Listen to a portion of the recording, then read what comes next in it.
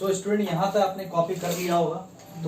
तो यहाँ पे मैंने अभी क्या बता दिया आपको कि अगर आपको क्रिस्टलाइन आयनिक सॉलिड के लिए, ठीक है, for maximum stability of any ionic crystal अगर आपको चाहिए, then we have only one condition, that condition is cation anion contact should be there, but cation as well as anion contact should not be there। अगर कोई आयनिक crystal है, उस आयनिक crystal कब आपका stable होगा, जब उस क्रिस्टल में केटायन और एनायन के बीच में क्या हो, केटायन एनायन के बीच में आपका कांटेक्ट हो, मतलब अट्रैक्शन हो। और क्या नहीं होना चाहिए, केटायन कांटेक्ट और एनायन कांटेक्ट नहीं होना चाहिए। क्यों नहीं होना चाहिए? क्योंकि आपको पता होना चाहिए अगर कैटायन कांटेक्ट हो गया तो उसके बीच में क्या स्टार्ट हो जाएगा, रिपल्सन। अगर एनायन कांटेक्ट भी अगर है तो उसके बीच में क्या स्टार्ट हो जाएगा, रिपल्सन। अगर कैटायन एनायन कांटेक्ट हुआ तो उसके बीच में हमेशा क्या रहेगा, फोर्स ऑफ अट्रैक्शन। उसके बीच में हमेशा फोर्स ऑफ अट्रैक्शन होगा। ये हम लोग जानते हैं from physics, electrostatic force of attraction से वो पता है कि opposite charge attract each other and like charge repel each other. तो हम कभी भी नहीं चाहेंगे कि रिपल्सन हो, तो रिपल्सन ना हो इसलिए आपका क्या नहीं होना चाहिए, cation as well as anion contact should not be there.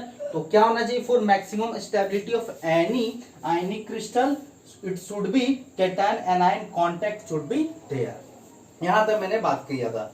साथ साथ मैं आपको ये भी बोल दिया था कि आइडियल रेडियस रेशियो जो है, आइडियल रेडियस रेशियो मैंने आपको निकाल के दिखा दिया था कि ट्रायंगुलर वॉइड के लिए आइडियल रेडियस रेशियो कितना आया था, 0.155।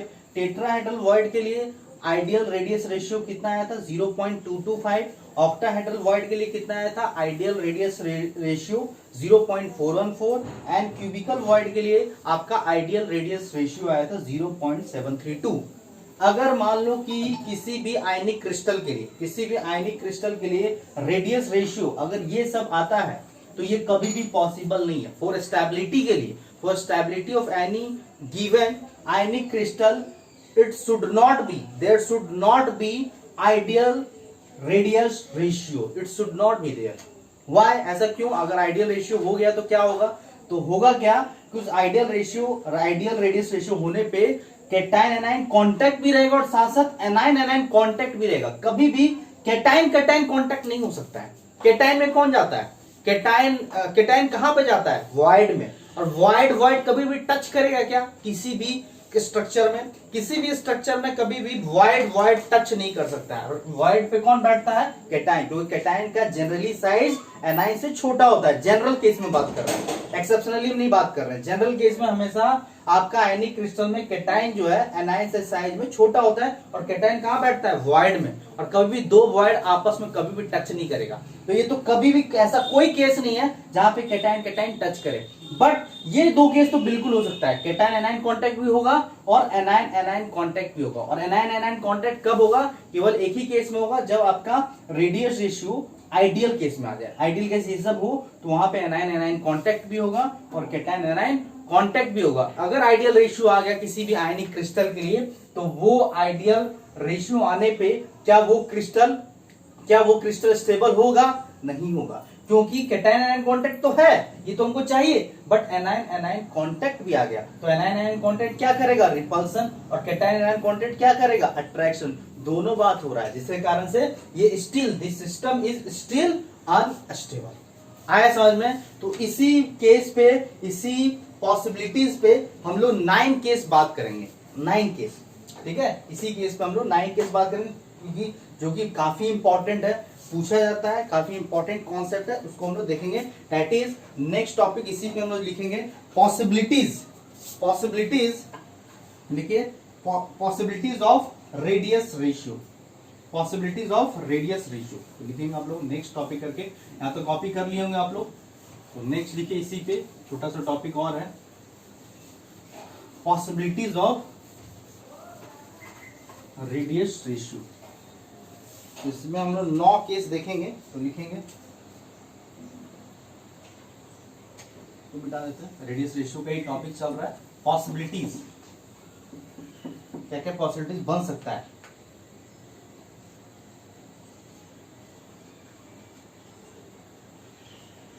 possibilities of radius ratio,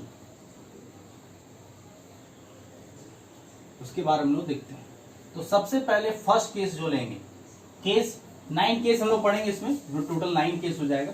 case हम लोग टोटल कितना पढ़ना है, 9 केस।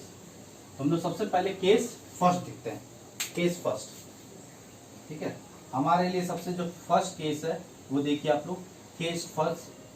केस फर्स्ट हम क्या लेते हैं, जब रेडियस रेशियो मतलब क्या हो गया, r plus upon r minus, या चाहे तो RC अपॉन RA लिख ले। अगर ये लेस देन रेडियस रेशियो तो यही हुआ, ये लेस देन क्या हो जाए, कहां स्टार्ट करें, 0.155 को। इससे अगर वो लेस है, अगर ये इससे लेस होगा तो यहां पे कोई भी कैटायन एनायन कांटेक्ट प्रेजेंट नहीं होगा। इस केस में आपका कभी भी अगर रेडियस रेशियो इस वैल्यू से छोटा होता है तो कभी भी कैटायन एनायन कांटेक्ट नहीं होगा। तो क्या कांटेक्ट होगा, केवल और केवल एनायन एनायन कांटेक्ट होगा, और वो सिस्टम हाईली अनस्टेबल होगा। तो यहां पे हम लोग क्या लिखेंगे, इन दिस केस ओनली, यहां पे लिख देंगे नो, यहां पे ऐसे लिखिए, नो कैटायन एनायन कांटेक्ट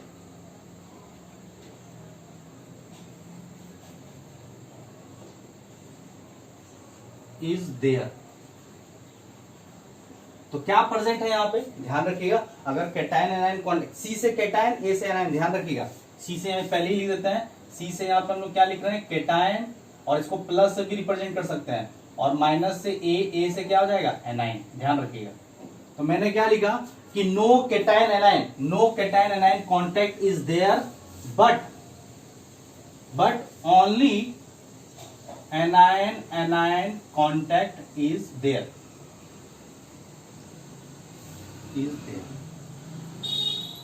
तो इस केस से क्या लग रहा है, अगर ये वैल्यू इससे छोटा हो गया तो अगर कैटायन एनायन कांटेक्ट नहीं है, जो कि हमको चाहिए और मैक्सिमम स्टेबिलिटी के लिए किसी भी आयनिक क्रिस्टल के लिए कांटेक्ट होना चाहिए, बट इस रेशियो में कभी भी आपका कैटायन एनायन कांटेक्ट नहीं होगा, केवल क्या होगा, एनायन एनायन कांटेक्ट होगा, जो कि हाईली अनस्टेबल है। So this system is highly unstable. Highly क्या हो जाएगा, अनस्टेबल, ध्यान रखिएगा, is highly. So this system is highly unstable, काफी ज्यादा अनस्टेबल होगा, क्योंकि एनायन कांटेक्ट तो क्या हो जाएगा, रिपल्सन स्टार्ट हो जाएगा, क्योंकि कैटायन एनायन कांटेक्ट तो नहीं है और केवल एनायन कांटेक्ट है। इस केस में बहुत ज्यादा रिपल्सन होगा। अगर रिपल्सन किसी क्रिस्टल में हो रहा है तो क्या वो स्टेबल हो सकता है, नहीं, तो हाईली अनस्टेबल होगा। तो इस केस में स्ट्रक्चर कैसा बनेगा, अगर इक्वल होता तो आइडियल रेशियो, तो इस केस में जो स्ट्रक्चर बनेगा उसमें क्या होगा, केवल कैटायन एनायन के बीच में कांटेक्ट होगा। तो एनायन का साइज कैसा बनाएंगे, तो देखिए यहाँ पे साइज थोड़ा सा बड़ा बनाएंगे। एनायन जो है आपका क्या है, वो नेगेटिव है,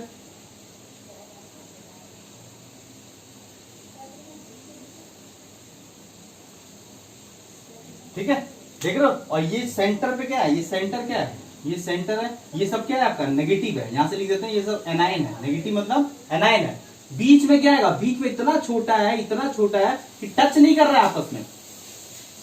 ये जो कैटायन में ये जो होल गया, ये जो ट्रायंगुलर वॉइड जो जा रहा है, इस ट्रायंगुलर वॉइड को मैं इतना छोटा बना रहा है कि आपस में टच नहीं कर रहा है। ध्यान से देखिए आप लोग, यहाँ पे इतना छोटा बना रहे हैं कि टच नहीं कर रहा है, देख लो, टच नहीं कर रहा है। तो दिस इज देखो, तो यहाँ पे ये जो होल है, ये होल जो कैटायन है, ये कैटायन आपस में टच नहीं कर रहा है। ये पॉजिटिव लिख दे इसको, ये मेरा क्या है, पॉजिटिव है। पॉजिटिव मतलब कैटायन है, और जो टच कर रहा है वो कौन है, एनायन। तो एनायन कांटेक्ट तो हो रहा है, बट कैटायन एनायन कांटेक्ट नहीं हो रहा है। कैटायन एनायन कांटेक्ट नहीं हो रहा तो अट्रैक्शन नहीं होगा, केवल रिपल्सन है, इसलिए हाईली अनस्टेबल केस है। तो इस केस में अगर कोई एज लेंथ पूछे तो एज लेंथ क्या बताएंगे, ये टच कर रहा है ना, एनायन टच कर रहा है। अगर एनायन टच कर रहा है तो काफी हाईली अनस्टेबल है, तो इसका अगर चाहो तो एज लेंथ निकाल भी सकते हो या छोड़ दो, क्योंकि एज लेंथ इसलिए नहीं निकालेंगे क्योंकि ये कभी एग्जिस्ट ही नहीं करेगा। अगर निकालना हो तो निकाल लो, टच कर रहा है ना, टच कर रहा है तो क्या करेंगे, अगर मान लो कि इसका एज लेंथ निकालना है तो इसका एज लेंथ मान लो कि ए है, तो ये आपको मिला लो, एक टच कर रहा है तो दो टच करेगा, तो ये इज इक्वल टू क्या हो जाएगा 2r माइनस, मतलब एज लेंथ जो आया इस सिस्टम का वो कितना है 2 इंटू रेडियस ऑफ एनायन आया। अब देख लो केवल रेडियस आपका एनायन के केस में आया, हम क्या चाहेंगे, हम चाहेंगे कि एज लेंथ मेरा दोनों के केस में आए, एनायन के केस में भी आए, कैटायन के केस में आए। और कब पॉसिबल है, जब पॉसिबल तब होगा जब इस दोनों के बीच में कांटेक्ट होगा। तो यहाँ पे देख रहे हो कि यहाँ पे एज लेंथ है इस सिस्टम में 2 into radius of anion r minus, तो इसलिए हम लोग कह सकते हैं ये हाईली अनस्टेबल है, क्योंकि यहाँ पे एनायन एनायन कांटेक्ट है, कैटायन एनायन कांटेक्ट बिल्कुल नहीं है। ये पहला केस जो कि कभी भी एग्जिस्ट नहीं करेगा। केस 2 की अगर बात करें, केस 2 में हम बात करते हैं कि रेडियस रेशियो मतलब क्या हो गया, ब्रैकेट लिख देते हैं r plus upon r minus, अगर इक्वल टू 0.155 हो गया तो दिस इज, ये कैसा केस है, this is ideal ratio case. तो हम लोग बोलेंगे दिस इज आइडियल रेशियो लिख देते हैं, ideal radius ratio. This is case for ideal radius ratio for triangular void. ये जो आइडियल रेशियो है वो किसका है, ट्रायंगुलर वॉइड का ideal ratio, ideal radius ratio case है।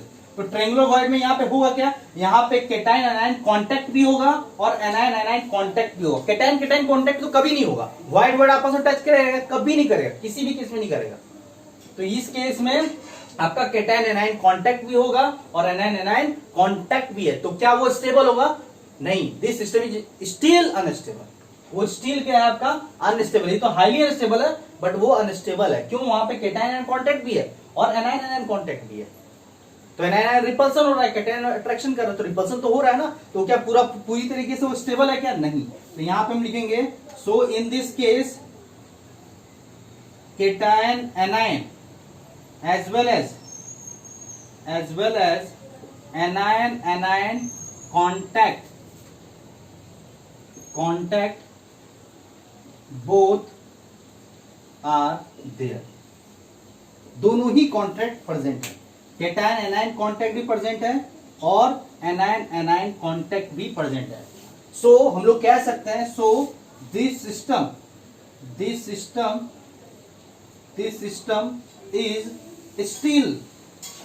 Still unstable. क्यों अनस्टेबल होगा भाई, कोई कैटायन एनायन क्या कर रहा है, अट्रैक्शन कर रहा है, अट्रैक्शन हो रहा है, इसके कारण में फोर्स ऑफ अट्रैक्शन हो रहा होगा ना, कैटायन पॉजिटिव चार्ज, और एनायन एनायन के कारण क्या हो रहा होगा, फोर्स ऑफ रिपल्सन हो रहा होगा, FOR फोर्स ऑफ रिपल्सन हो रहा होगा। तो एक रिपल्सन कर रहा है, अट्रैक्शन, तो क्या स्टेबल होगा पूरी तरीके से, नहीं। तो अगर इसका स्ट्रक्चर बनाएंगे तो स्ट्रक्चर क्या होगा, कैटायन एनायन भी कांटेक्ट करेगा और एनायन एनायन भी कांटेक्ट करेगा। तो आइडियल रेशियो तो कभी भी किसी भी सिस्टम के लिए वो स्टेबल स्ट्रक्चर नहीं हो सकता, वो स्टेबल रेशियो नहीं हो सकता है, ध्यान रखिएगा। तो कभी भी आप देखना, जितना भी हम पढ़ाने वाले हैं आपको स्ट्रक्चर, आयनिक स्ट्रक्चर, वो हमेशा आइडियल रेशियो से आपका ज्यादा फॉर्म में होगा, ज्यादा होगा, कभी भी आइडियल रेशियो नहीं आएगा। चाहे NaCl का ले लो, चाहे आप KCl का ले लो, चाहे सीजियम क्लोराइड का ले लो, चाहे ZnS ले लो, चाहे आप NaF2 ले, चाहे Na2O ले लो, चाहे CF2 ले लो, चाहे कोई भी स्ट्रक्चर ले लो। यहाँ पे स्ट्रक्चर कैसे बनेगा बताओ, यहाँ पे जो स्ट्रक्चर होगा, ये तो एनायन हो गया,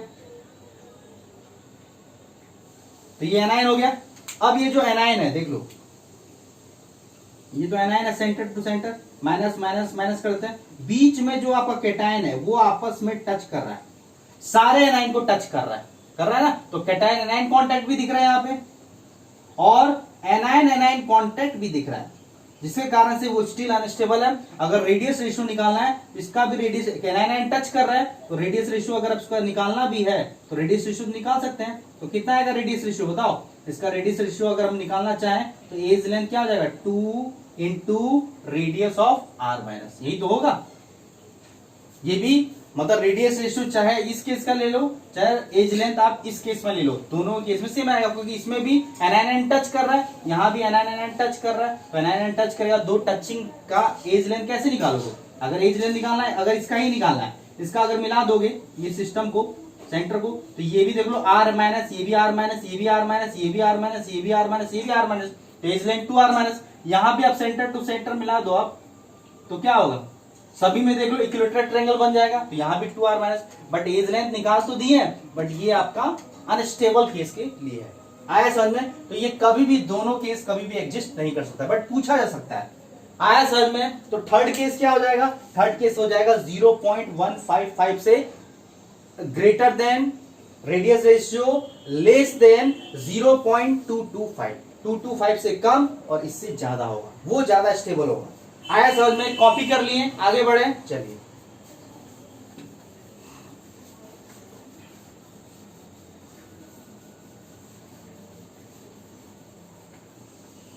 केस थर्ड लिखेंगे हम लोग इस तरह से, 9 केस हम लोग धीरे धीरे पढ़ेंगे। केस थर्ड, केस थर्ड देखेंगे।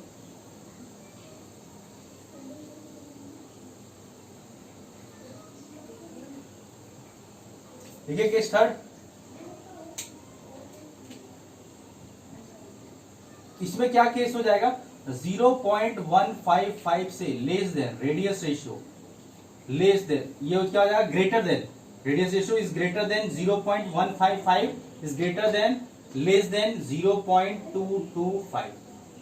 अब ये जो स्टेबल केस है, इस केस में क्या होगा? केवल और केवल केटायन एनायन कांटेक्ट होगा। ये ट्रायंगुलर वॉइड में इस सिस्टम आपका स्टेबल है पूरी तरीके से, क्योंकि इस केस में केवल और केवल केटायन एनायन कांटेक्ट, क्योंकि बड़ा हो गया ना, क्योंकि ये वैल्यू जो था, अभी देखो यहाँ पे रेडियस रेशियो जब था आपका आइडियल कितना था? 0.155। इसमें क्या हो रहा था? R प्लस R माइनस, ये कितना आ रहा था? 0.155। यहाँ पे क्या हो रहा था? केटायन एनायन कांटेक्ट भी हो रहा था, एनायन एनायन कांटेक्ट भी हो रहा था। तो हम क्या करेंगे? हमको एनायन एनायन कांटेक्ट को हटाना है। ये एनायन एनायन कांटेक्ट को क्या करना है? हटाना है। हटाने के लिए हम लोग क्या करेंगे? हटाने के लिए एनायन एनायन का जो साइज है उसको कम करना होगा, और केटायन का रेशियो क्या करना होगा? केटायन का साइज को बढ़ाना होगा। जैसे ही केटायन का साइज बढ़ेगा तो क्या करेगा? एनायन एनायन को थोड़ा थोड़ा दूर कर देगा। अगर केटायन का साइज जैसे ही बढ़ेगा, एनायन एनायन आपस में जो टच हो रहा था वो थोड़ा थोड़ा क्या हो जाएगा? दूर हो जाएगा। आया समझ में? तो इसके लिए अगर मतलब इसका वैल्यू हमको बढ़ाना होगा। इसका वैल्यू बढ़ाने के लिए हम लोग क्या करेंगे? R प्लस का वैल्यू को बढ़ाएंगे और R माइनस का वैल्यू घटेगा। जैसे ही साइज ऑफ केटायन बढ़ेगा, ऑटोमेटिक क्या हो जाएगा? ऑटोमेटिक हो जाएगा, इसका वैल्यू घट जाएगा, मतलब दूर दूर हो जाएगा। आ रहा है समझ में? हमको इसका वैल्यू बढ़ाना है, इसका वैल्यू घटाना है, इसका वैल्यू बढ़ाएंगे, इसको घटाएंगे, तो वैल्यू क्या हो जाएगा? रेडियस रेशियो 0.155 से थोड़ा बड़ा हो जाएगा। जैसे ही ग्रेटर होगा तो वैल्यू जो है एनायन एनायन कांटेक्ट हट जाएगा और केवल केटायन एनायन कांटेक्ट रहेगा। आया समझ में? तो ये मेरा टेक्निकल कॉन्सेप्ट है, ध्यान से देखेंगे। तो इस केस में आपको केवल क्या मिलने वाला है? अब ध्यान से देखो, इस केस में हमको क्या मिलने वाला है? केवल एनायन एनायन कांटेक्ट क्या हो जाएगा? लॉस हो जाएगा। तो यहां पर हम लिख सकते हैं, लिखिए यहां पे, इस केस में क्या होगा? इन this case anion anion contact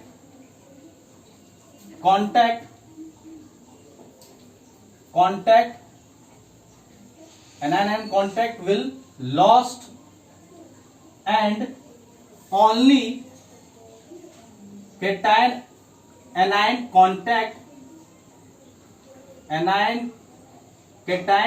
contact should be there। आया समझ में? देखो इस केस में क्या होगा? इन this case anion and contact will be lost and only cation and anion contact should be there। So this system will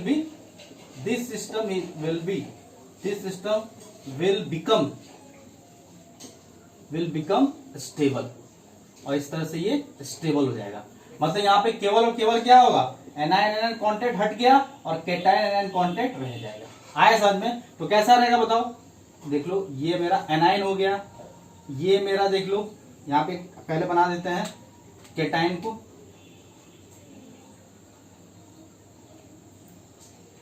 यहाँ पे देखो ऐसे करके,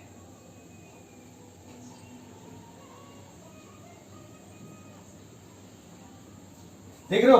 तो ये सब नेगेटिव जो है, ये मेरा क्या है? एनायन, और ये मेरा क्या है? केटायन। तो केटायन का साइज बड़ा हुआ तो ये थोड़ा थोड़ा दूर कर दिया, और देखो यहाँ पे केटायन एनायन कांटेक्ट है, एनायन कांटेक्ट क्या हो गया? हट गया। अब इसको मिलाओगे सारे ट्रायंगल को, इसको मान लेते हैं A, इसको मान लेते हैं B, इसको मान लेते हैं C, सारे सेंटर को मिलाओगे तो ये क्या बनेगा? इक्विलेटरल ट्रायंगल बनेगा।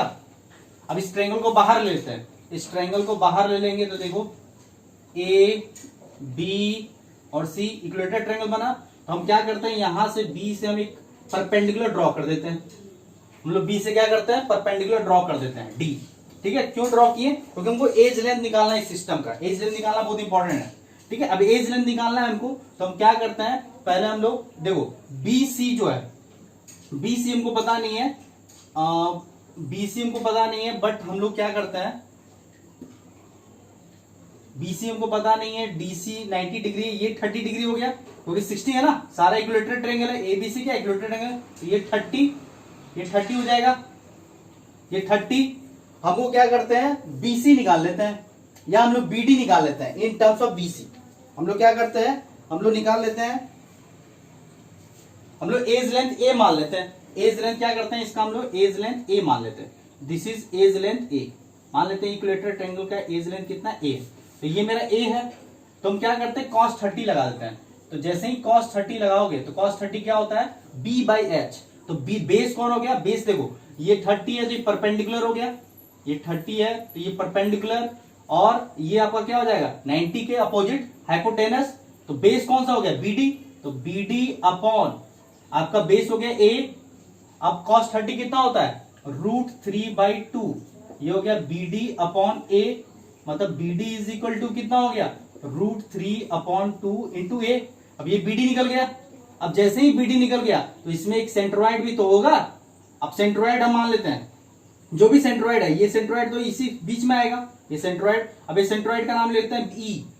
ठीक है, अब ये सेंट्रोइड है ना, ये तो मेरा सेंट्रोइड है। अब सेंट्रोइड का रेशियो कितना, कितने रेशियो में बांटता है सेंट्रोइड मीडियन को, 2:1, तो 2:1 बांटता है, तो हम लोग इसको ई निकाल लें बीई, तो बीई का लेंथ कितना हो जाएगा 2/3 of BD, 2/3 of BD, BD हम लोग तो निकाल लिए हैं। अब बी बता सकते हो रेडियस के टर्म में, ये मेरा कैपिटल रेडियस हो जाएगा एनाइन का, और ये रेडियस क्या हो जाएगा केटाइन का, तो हम लोग क्या लिखेंगे, B is equal to radius of anion plus radius of cation 2/3, BD कितना है √3/2a, ये 2 कैंसिल हो गया, तो यहां पे a इज इक्वल टू लिख सकते हैं, a इज इक्वल टू, अगर चाहो तो इसको भी सॉल्व कर सकते हो, ये √3 हो जाएगा, तो यहाँ पे कैंसिल हो जाएगा, केवल √3 बचेगा, यहाँ पे चाहो तो लिख सकते हैं a/√3, तो अब यहाँ पे a इज इक्वल टू क्या हो जाएगा, √3 into radius of anion plus radius of cation, this is the edge length of this system. देख लो आया समझ में, पहले देख लो समझ में आया कि नहीं आया, आई होप कि आपको समझ में आ गया होगा। इस सिस्टम का एज लेंथ क्या होगा, √3 into radius of anion plus radius of cation, r minus मतलब radius of anion, r plus मतलब रेडियस ऑफ केटाइन। तो कैसे निकाले दिख रहा है आप लोगों, और ये मेरा स्टेबल सिस्टम है, दिस इज स्टेबल सिस्टम। क्यों स्टेबल सिस्टम है, क्योंकि इस सिस्टम में केवल और केवल केटाइन एनाइन कॉन्टैक्ट ही प्रेजेंट है, एनाइन एनाइन कॉन्टैक्ट प्रेजेंट नहीं है। आया समझ में, क्लियर हुआ। तो हम देखो 3 केस में बताएं, जब आपका रेडियस रेशियो 0.155 से छोटा था तो वहां पे केवल और केवल क्या मिल रहा था, एनाइन एनाइन कॉन्टैक्ट मिल रहा था, केटाइन एनाइन कॉन्टैक्ट तो मिल ही नहीं रहा था, मतलब वो हाईली अनस्टेबल था। जब आपको आइडियल रेशियो मिला 0.155, तो वहां पे दोनों कॉन्टैक्ट मिला, एनाइन एनाइन भी और केटाइन एनाइन भी, वो भी आपका अनस्टेबल होगा, स्टिल अनस्टेबल। तो हम क्या चाहेंगे कि एनाइन एनाइन कॉन्टैक्ट हट जाए और केटाइन एनाइन कॉन्टैक्ट आ जाए। वो आने के लिए हम लोग क्या करेंगे, केटाइन का साइज को बड़ा करेंगे, जैसे ही केटाइन का साइज बड़ा होगा तो एनाइन बिल्कुल थोड़ा थोड़ा दूर हो जाएगा। उसके लिए हम लोग क्या करेंगे, रेडियस रेशियो 0.155 से बड़ा करेंगे और 0.225 से छोटा करेंगे, क्योंकि ये मेरा क्या है, this is ideal ratio for tetrahedral. आया समझ में, क्लियर हुआ। इसी तरह से 1 by 1 सारा केस हम लोग डिटेल में डिस्कस करेंगे।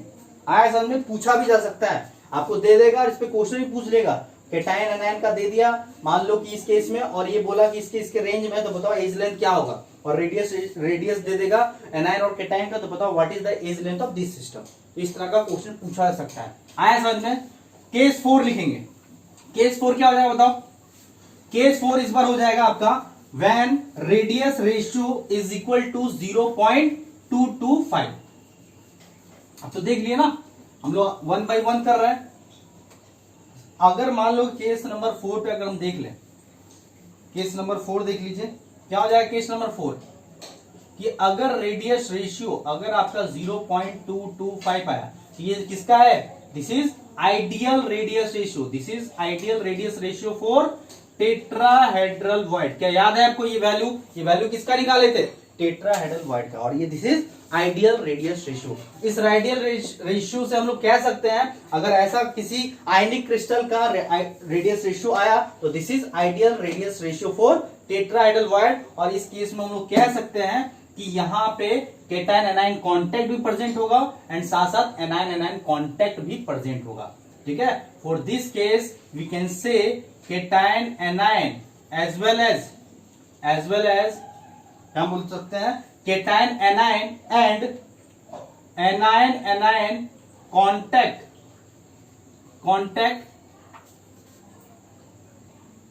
both are present. So we can say so this system is still unstable.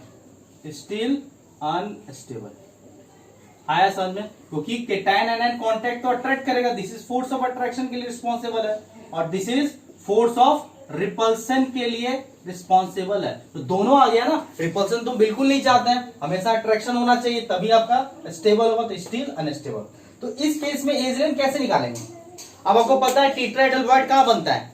FCC में बनता है। एफसीसी थोड़ा ध्यान रखो, अगर मान लो एनायन एनायन कांटेक्ट हो रहा है तो एनायन एनायन कांटेक्ट हो रहा है तो कैसे कांटेक्ट होगा? Along the face diagonal. अब देखो तो ये जो एनायन है, यहाँ पे जो एनायन प्रेजेंट है और टेट्राहेड्रल वॉइड पे जो है आपका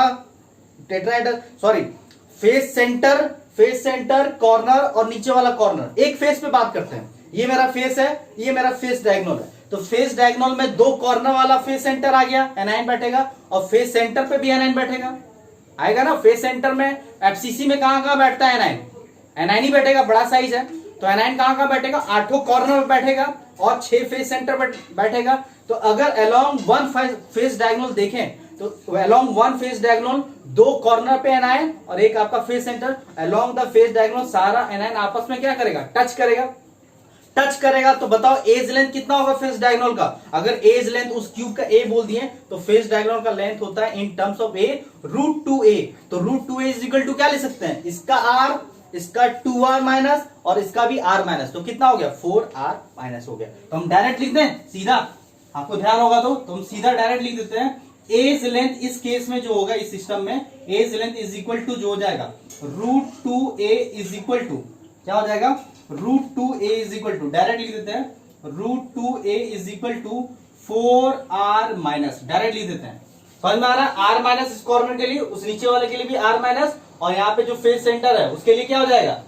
2r माइनस। तो कितना हो गया? 4r minus. मतलब हम लोग कह सकते हैं यहां से थोड़ा सॉल्व करेंगे तो a is equal to 2√2r minus. देखो सॉल्व हो गया, यहाँ पे √2 भेजेंगे तो 2 इंटू √2 लिख सकते हैं, √2 कैंसिल, मतलब एज लेंथ इतना आएगा। तो देख लो एज लेंथ किसके टर्म में आया? केवल और केवल रेडियस ऑफ एनायन केस में आया। तो कभी भी आयनिक क्रिस्टल में अगर एज लेंथ केवल आपका रेडियस ऑफ एनायन केस में आएगा तो क्या वो स्टेबल होगा? नहीं। मतलब हम लोग यहां से क्लियर बोल सकते हैं कि इस केस हम लोग बोल सकते हैं कि केवल यहाँ पे एनायन टच हुआ है। अगर एनायन टच हुआ है तो हम लोग बोल सकते हैं स्टेबल नहीं है। आया समझ में? क्लियर हुआ? तो ये भी मेरा अनस्टेबल केस है, ये भी एग्जिस्ट नहीं करता है, ना के बराबर एग्जिस्ट करता नहीं मिलेगा वो केस, क्योंकि कोई भी केस आइडियल होता नहीं है। Nothing is ideal in the system और इन द यूनिवर्स, कुछ भी आइडियल नहीं है, बट हम लोग पढ़ने के लिए पढ़ते हैं। आया समझ में? तो केस इसी तरह से अगर हम लेके चले केस 5 में क्या होगा? अब इस बार 0.225 से हम लोग क्या करना होगा? अगर इक्वल में ये हाल है तो हमको इससे वैल्यू बड़ा करना होगा रेडियस रेशियो, तो 0.225 से रेडियस रेशियो को बड़ा करना होगा और 0.414 से छोटा करना होगा, क्योंकि this is the ideal radius ratio for octahedral void. तो इससे बड़ा इससे छोटा करना होगा। बड़ा करने से होगा क्या कि size of cation will be greater, slightly greater, और जैसे ही ग्रेटर होगा तो एनायन को थोड़ा थोड़ा दूर कर देगा। तो यहाँ पे केवल आपका केटायन एनायन कांटेक्ट रह जाएगा और एनायन कांटेक्ट क्या हो जाएगा? लॉस्ट हो जाएगा। तो इस केस में हम लोग क्या बोल सकते हैं? इस केस में हम लोग बोल सकते हैं in this case we can से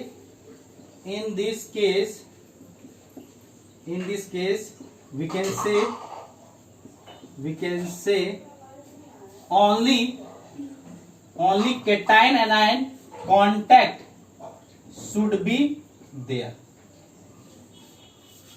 विल बी देयर लिख देते हैं, will be there, will be there, केवल आपका केटाइन एनायन कॉन्टैक्ट रह जाएगा और एनायन एनायन कॉन्टैक्ट क्या हो जाएगा, and anion anion contact will be lost. आया समझ में? मतलब केटाइन एनायन कॉन्टैक्ट रह जाएगा, एनायन एनायन कॉन्टैक्ट आपका खत्म हो जाएगा। कब? जब ये रेडियस रेशियो आपका रहेगा। आया समझ में? क्लियर हो गया? बोलिए यहां तक समझ में आया? तो इस केस में भी एज लेंथ निकालने दिया जा सकता है और ये काफी इंपॉर्टेंट एज लेंथ होगा क्योंकि बाद में हम लोग अलग अलग से 5 इंपॉर्टेंट आयनिक कंपाउंड का स्ट्रक्चर पढ़ेंगे और 5 चीज तो उसका याद ही रहना चाहिए। तो अभी से थोड़ा थोड़ा आइडिया देना स्टार्ट कर दिए हैं, ठीक है? तो देखिए इसमें कैसे होगा, यहां पे क्या होगा, यहां पे केवल आपका केटाइन एनायन कॉन्टैक्ट रह जाएगा और एनायन एनायन कॉन्टैक्ट खत्म हो जाएगा, ठीक है? तो इसमें हम लोग कैसे निकालेंगे?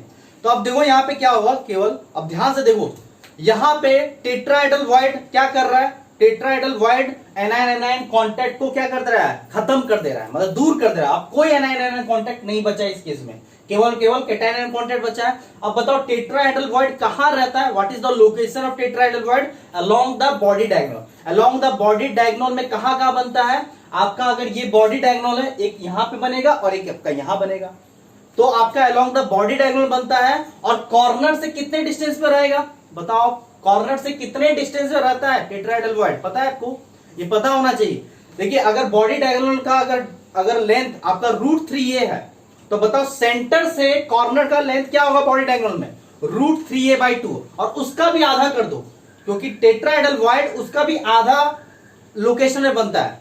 पूरा लेंथ बॉडी डायगोनल में कितना हो गया, √3a, सेंटर से कॉर्नर का क्या लेंथ हो जाएगा बॉडी डायगोनल में, √3a/2, और उसका भी आधा कर देंगे तो √3a/4 हो जाएगा। This is the distance of tetrahedral void from the corner along the body diagonal. Body diagonal के अलोंग कॉर्नर से टेट्राहेड्रल वॉइड का जो डिस्टेंस होगा वो कितना होगा, √3a/4 होगा। अगर मैं पूछूं कि along the body diagonal 2 tetrahedral void का डिस्टेंस कितना होगा तो बताओ कितना होगा, तो √3a/2 होगा। कितना होगा, √3a/2। कैसे निकालें, इधर से सब्ट्रैक्ट कर दो √3a/4, उधर से भी सब्ट्रैक्ट कर दो √3a/4, टोटल लेंथ कितना है, √3a, √3a माइनस कर दो √3a/4 plus √3a/4, √3a/4 plus √3a/4 कितना हो जाएगा बताओ, ये हो जाएगा आपका, हो जाएगा √3a/2। देखो यहां पे √3a/4 प्लस √3a/4 कितना हो जाएगा बोलो, ये हो जाएगा आपका √3a/2 हो जाएगा। यहां से कॉर्नर का कितना डिस्टेंस है, √3a/4, वहां से भी कॉर्नर से टेट्राहेड्रल वॉइड का डिस्टेंस कितना हो गया, √3a/4, दोनों को ऐड करो तो कितना आएगा, √3a/2। तो 2 टेट्राहेड्रल वॉइड के बीच का distance along the body diagonal कितना होगा, √3a माइनस √3a/2 कितना आएगा, √3a/2 आएगा। आया समझ में? मतलब कॉर्नर से टेट्राहेड्रल वॉइड का जो डिस्टेंस होगा वो √3a/4 होता है, but along the body diagonal 2 tetrahedral void का डिस्टेंस कितना होगा, √3a/2 होगा। मतलब कि टेट्राहेड्रल वॉइड का जो लोकेशन है किसी एक कॉर्नर से अलोंग द बॉडी डायगोनल कितना बनता है, बॉडी डायगोनल का आधा, पहले एक हाफ करो तो हाफ करोगे तो सेंटर से, बॉडी सेंटर से कॉर्नर का डिस्टेंस आ जाएगा √3a/2, उसका भी आधा करो तो √3a/4। This is the distance of tetrahedral void from the corner along the body diagonal. But what is the distance between 2 tetrahedral void along the body diagonal, वो हो जाएगा √3a/2, याद रखिएगा। अब एक आपको होमवर्क में दे देता हूं कि कंसेक्यूटिव टेट्राहेड्रल वॉइड का डिस्टेंस क्या होगा। कंसेक्यूटिव कैसे बनेगा, 2 लगातार का बनेगा, एक यहां बनेगा एक यहां बनेगा, तो इसके बीच का सबसे नजदीक वाला क्लोजेस्ट टेट्राहेड्रल वॉइड का डिस्टेंस कितना होगा, निकाल के लाना। ये और एक यहां बनेगा, अगर यहां से बॉडी डायगोनल में तो एक यहां बनेगा, एक यहां से ड्रॉ करें तो यहां बनेगा, तो इस दोनों के बीच का डिस्टेंस निकाल के आना। ये आपका होमवर्क हो गया, क्लोजेस्ट टेट्राहेड्रल वॉइड का डिस्टेंस निकाल के आना। यहां पे होमवर्क लिख देता है, आया समझ में? तो ये आपको ध्यान रखना है क्योंकि काफी इंपॉर्टेंट है। क्लोजेस्ट टेट्राहेड्रल वॉइड का आपको क्या निकालना है, डिस्टेंस फाइंड करके आना है। दिस इज होमवर्क करके आना। अब ये छोटा छोटा होमवर्क ना कॉन्सेप्ट बनेगा। तो इसका हम लोग एज लेंथ कैसे निकालेंगे इस सिस्टम का, तो हम निकाल लिए ना, हमने निकाल लिया लेंथ, लो लेंथ निकाल लिए ना, ध्यान आ रहा है? अगर चाहो तो आप बना भी सकते हो, कोई दिक्कत नहीं है। एक बना के भी दिखा देते हैं, बना के भी देख लो, कोई दिक्कत नहीं है, थोड़ा सा और क्लियर हो जाएगा।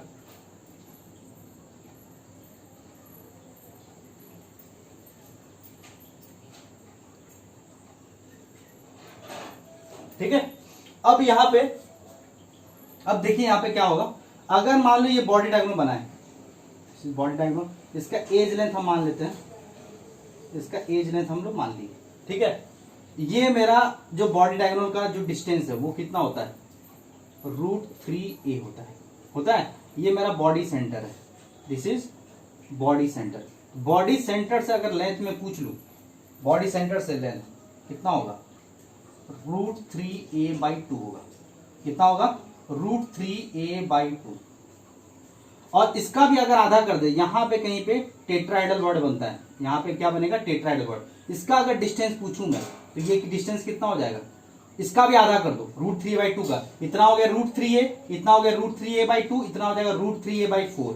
कितना हो जाएगा, √3a/4।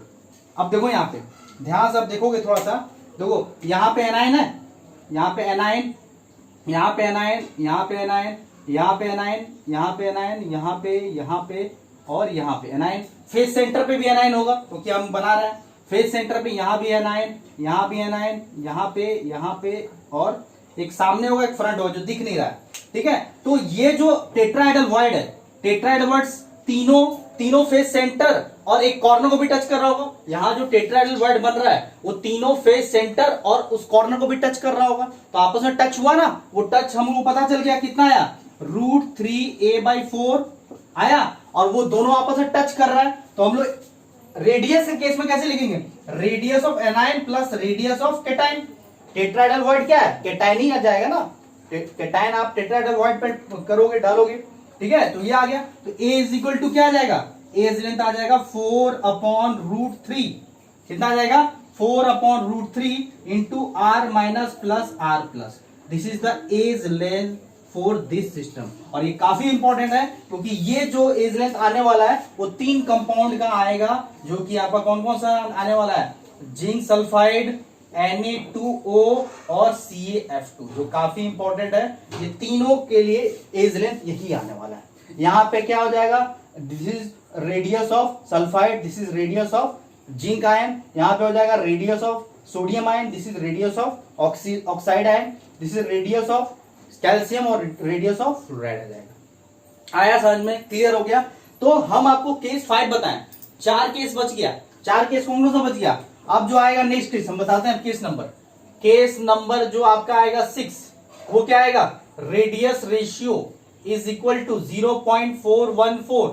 ये किसके लिए हो जाएगा, ideal radius ratio for octahedral void. अब इसके लिए तुम करके आना, यहां पे फिर से केटाइन आयन कांटेक्ट और एनायन कांटेक्ट होगा, उसके लिए एज लेंथ निकाल के आना। केस नंबर 7 क्या होगा बोलो, अब आ जाएगा 0.414 से लेकर रेडियस रेशियो लेस देन आपका 0.732। इस केस में केवल केटाइन आयन कांटेक्ट होगा, एनायन हट गया। तो इस केस में आप बताना क्या आएगा। इस केस में जो एज लेंथ आएगा, एज लेंथ केवल आएगा आपका कितना, 2 into radius of anion plus radius of cation, जो कि इंपॉर्टेंट हो जाएगा किसके लिए, NaCl स्ट्रक्चर के लिए। ये करके आना आप लोग। ये आपका आ गया केस नंबर 7, नोट कर लिया सभी लोग, नोट कर लीजिए। फिर आपका केस नंबर आपका 8 आएगा। केस नंबर आपका 8 जो आएगा वो क्या आएगा बताओ, केस नंबर 8 आ जाएगा आपका, जब आपका radius ratio is equal to 0.732 आ गया, तो this is ideal radius ratio for क्या हो गया, क्यूबिकल वॉइड। अब क्यूबिकल वॉइड के लिए आप लोग एज लेंथ निकाल के आना। अब इसका एज लेंथ बता दिया, अब कैसे आएगा, अब करके आना, इसका भी एज लेंथ निकाल के आना आप लोग। ठीक है, अब केस नंबर 9 जो आएगा आपका वो क्या आएगा, वो आ जाएगा रेडियस रेशियो जब 0.732 से लेस देन रेडियस रेशियो आपका 1 के बीच में लाई करता है। तो उस केस में आपका एज लेंथ जो आएगा वो क्या आएगा बताओ, वो आ जाएगा आपका √3। यहां से जो आएगा आपका एज लेंथ जो आएगा, क्योंकि देखो यहाँ पे क्या होगा, कॉन्टेक्ट आपका बॉडी सेंटर से लेकर आपका कॉर्नर तो होगा, वो कितना होगा, √3a/2। तो ये आ जाएगा आपका 2/√3 radius ratio of anion plus radius of cation, जो कि हम लोग को ये इंपॉर्टेंट हो जाएगा same to same caesium chloride के लिए, जो कि 5 पढ़ना है ना, NaCl सीजियम क्लोराइड, उधर लिख दिए ZnS Na2O और आपका CaF2। और ये कैसे आता है ये करके आना। तो आपके लिए होमवर्क हो गया 1 2 3 4। तो 4 के लिए जैसे हम आपको बताएं स्टेप बाय स्टेप, उसका आप लोग लिखना कौन कौन सा कॉन्टैक्ट प्रेजेंट है, कौन सा कॉन्टैक्ट लॉस्ट हो गया या कौन सा कॉन्टैक्ट प्रेजेंट है, कौन सा लॉस्ट हो गया, हर केस में लिखना है। आपको एज लेंथ निकालना है। किसी किसी का एज लेंथ हम डायरेक्ट लिख दिए, बट आप करके आना, प्रूफ करके आना। This is homework. तो इस तरह से हमारा पॉसिबिलिटीज ऑफ रेडियस रेशियो सारा खत्म हो गया, कंप्लीट हो गया।